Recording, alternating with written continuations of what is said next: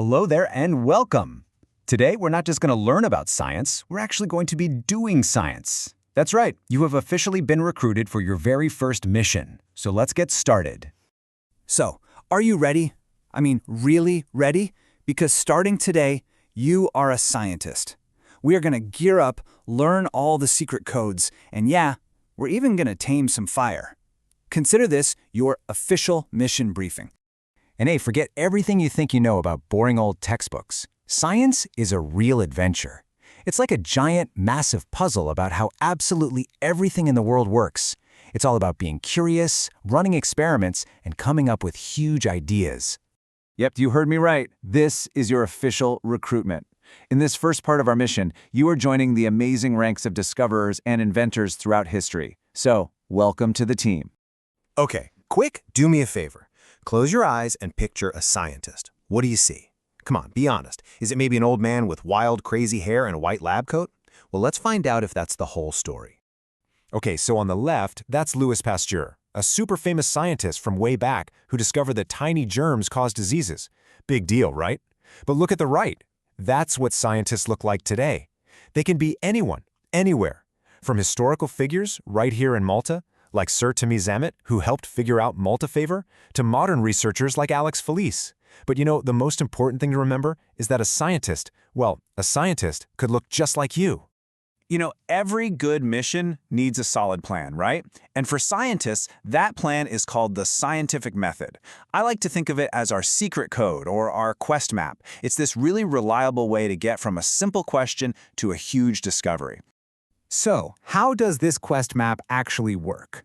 Well, it all starts with just asking a question, being curious.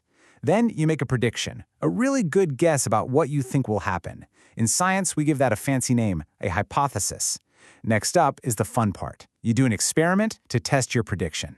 Now, here's a crucial rule. You have to only change one thing at a time. That's how you know it's a fair test. After that, you just observe what happened and decide if your prediction was right. And finally, you tell people what you found out. It's a simple but really powerful way to learn. All right, scientists, you've got your mission plan. But you know, every agent needs their special gadgets. So it is time to gear up with your Super Scientist Toolkit. Let's check out some of this essential equipment.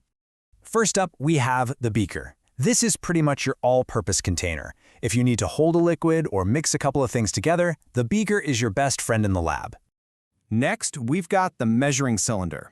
Now, while a beaker is great for just holding liquids, this tool is all about accuracy. When you need to know the exact amount of a liquid, this is what you're going to use. Trust me, in science, being precise is everything. And here it is, the classic test tube. These are just perfect for when you're working with small amounts of chemicals. You know, maybe you want to see a cool color change or a tiny reaction. You can think of it like your own personal mini lab. And finally, the thermometer. It looks simple, but it's such a vital tool. Is our experiment getting hotter? Is it getting colder? The thermometer tells us exactly what's going on by measuring the temperature. It gives us the info we need. We are almost ready for the main event, but first, we have to talk about the most important part of any mission, safety. Look, being a scientist is incredibly exciting, but being a safe scientist, that's totally non-negotiable. These are the golden rules. The rules are actually pretty simple, but they are so important. You always have to protect your eyes with safety goggles. Wear a lab coat, tie back any long hair, and this is a big one, absolutely no eating or drinking in the lab, ever. And of course, listen carefully to instructions and tell your teacher right away if anything goes wrong. Got it? Good. Scientists also use these special warning signs called hazard symbols.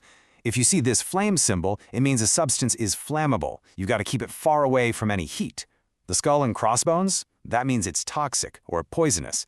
And this symbol here means it's corrosive. It can actually burn your skin or eyes, so you have to handle it with extreme care. Okay, team. The mission-critical phase has officially arrived.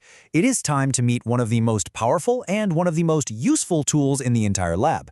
Your mission, should you choose to accept it, is to tame the flame of the Bunsen burner. So, this is the Bunsen burner. Let's get to know its parts, shall we? Down here at the bottom is the base and the gas inlet where the rubber tube connects. This part here that you can turn, that's called the collar, and it covers the air hole. And the flame, it comes right out of the top, which we call the chimney. Now, lighting it safely is all about following the steps in the right order. First things first, check that the air hole is closed. Step 2, light your match. Step 3, and this is important, hold the match over the chimney. And only then, step 4, do you turn on the gas. What you should see is a yellow flame, but that's just the beginning. See, that yellow flame you just lit? We call that the safety flame. It's nice and bright, so it's easy to see, but it's actually not very hot. Now, when you're ready to actually heat something, you carefully turn the collar to open that air hole. That lets oxygen rush in and it turns the flame blue. Whoa! That blue flame is much hotter, it's cleaner, and it's almost invisible. This is your powerful heating flame for experiments. You did it! You tamed the flame! Mission accomplished. But you know, a true scientist doesn't just use a tool, they understand the science behind it. So let's ask the question, what exactly is the secret of fire? Well, that flame you created is actually a chemical reaction happening right before your eyes. The scientific name for burning is combustion. That's the process that's releasing all of that amazing heat and light from the gas. And believe it or not, the secret to fire is actually pretty simple. It only needs 3 things to exist: heat, oxygen, and fuel. We call this the fire triangle. For us, the match gave us the heat, the gas was the fuel, and the oxygen came from the air all around us. And get this, if you take away any one side of that triangle, poof, the fire goes out.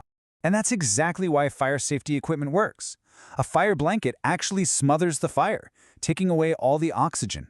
And a fire extinguisher that uses water, it cools everything down, taking away the heat. It's all about breaking that triangle to control the fire. It's that simple. Well, congratulations, scientist. You've been recruited, you've geared up, you learned the golden rules, and you tamed a flame. Your first mission is a complete success. You now have the tools, you have the method. So the only real question left is, what will you discover next? If you enjoyed this video, please like and subscribe.